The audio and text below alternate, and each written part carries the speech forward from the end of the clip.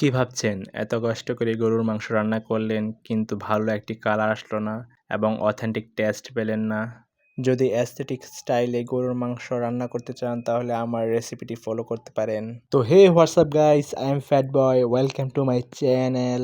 আর cooking এর বিভিন্ন recipe এবং টিপস চাইলে আমার চ্যানেলটিকে সাবস্ক্রাইব করে রাখতে পারেন। প্রথমে আমি 700 গ্রামের মতো গরুর মাংস কেটে নিলাম। তারপর দুটি পেঁয়াজ ভালোভাবে কুচি করে কাট করে নেব। তো পেঁয়াজ কাটার পাশাপাশি আপনাদের সাথে একটা কথা বলি যে, যদি আপনারা অ্যাস্থেটিক স্টাইলে বা গরুর মাংস সেরা টেস্টটা পেতে চান তাহলে অবশ্যই ট্রাই করবেন যে মাটির চুলাতে রান্না করতে। কারণ মাটির চুলায় রান্না করলে সেই গরুর মাংসের টেস্টটাই অন্যরকম থাকে। তো সেটা আপনারা পরেই বুঝতে পারবেন। এখন আমরা একটা টমেটো নেব এবং সেটি ভালোভাবে কুচি, কুচি করে কাটবো। আপনারা চাইলে টমেটো দিতেও পারেন, অবশ্য নাও দিতে পারেন। যদি টমেটোটা দেন তাহলে আপনাদের আর টমেটোর সসটা দিতে হবে না এবং টমেটোর সেই আসল টেস্টটা পাওয়া যাবে। আপনারা অবশ্যই চেষ্টা করবেন টমেটো দেওয়ার জন্য। আগে থেকে ধুয়ে রাখা 700 গ্রাম গরুর মাংস একটি পাতিলের মধ্যে নিয়ে নিবেন। আপনারা আপনাদের কোয়ান্টিটি অনুযায়ী গরুর মাংস নিয়ে নিবেন। আমি 700 গ্রাম পরিমাণ গরুর মাংস নিয়েছি এবং আপনারা সেই গরুর মাংসের মধ্যে আগে থেকে কেটে রাখা পেঁয়াজ কুচি এবং টমেটো কুচি দিয়ে দিবেন। তারপর সেখানে মশলা হিসাবে গরুর মাংসের মশলা, হলুদ, ধনিয়া, মরিচ, জিরা, আদা বাটা, রসুন বাটা আর পারলে ৩-৪টা শুকনা মরিচ দিয়ে দিবেন।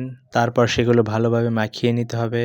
তো আপনারা কমেন্টে অনেকেই প্রশ্ন করেছিলেন যে গরুর মাংস কতবার ধুতে হয় আর মেরিনেট করা কি প্রয়োজন? তো বিষয়টা আপনাদের খুলে বলি, যদি আপনারা গরুর মাংস সরাসরি দেখে কিনে নিয়ে আসেন তাহলে এক ধোয়ায় যথেষ্ট। যেমন আমি এই গরুর মাংসটা একবার ধুয়েছি আর বিশেষ করে গরুর মাংস যত কম ধুবেন সেটা রান্না করার পরে টেস্ট আরও বেশি হবে। আর দ্বিতীয় কথা যে আপনারা বলেছিলেন মেরিনেট করা কি প্রয়োজন? আসলেই প্রয়োজন, কারণ মেরিনেট করলে মাংসটার সাথে মশলাটা ভালোভাবে লেগে থাকে, যার জন্য মাংসটা রান্না করলে অনেক টেস্ট হয়, আবার কালারটাও খুব ভালো আসে। আপনারা চেষ্টা করবেন মাংসটাকে ভালো করে মেশানোর। যদি আপনারা মাংসটিকে ভালো করে মশলার সাথে মাখান তাহলে মাংসটি খেতে অনেক টেস্ট হবে। তো এখন আমাদের মাংসটি মাখানো শেষ, মেরিনেট করাও শেষ। এখন আমরা সেটা চুলায় বসিয়ে দিয়েছি। দেখেন কি সুন্দর কালার হচ্ছে। আপনারা চেষ্টা করবেন প্রথম 5 মিনিট বেশি করে জাল দেওয়ার, তাহলে মাংসটির কালারও ভালো আসবে এবং খেতেও সুস্বাদু হবে। এখন দেখেন 6 মিনিট হয়ে গেছে আর মাংসর মধ্যে থেকে পানি বের হয়ে এসেছে এবং সেই পানির মধ্যেই মাংস কষবে। এখন আপনারা চাইলে আলু দিতে পারেন। আমি যেহেতু আলু পছন্দ করি তাই সেখানে 2টা আলু দিয়ে দিয়েছি। আলুগুলো দিয়ে ভালোভাবে কষাবেন যাতে মাংসর সাথে আলুগুলো ভালোভাবে কষে যায় আর মশলাটা আলুর মধ্যে ভালোভাবে লেগে যায়।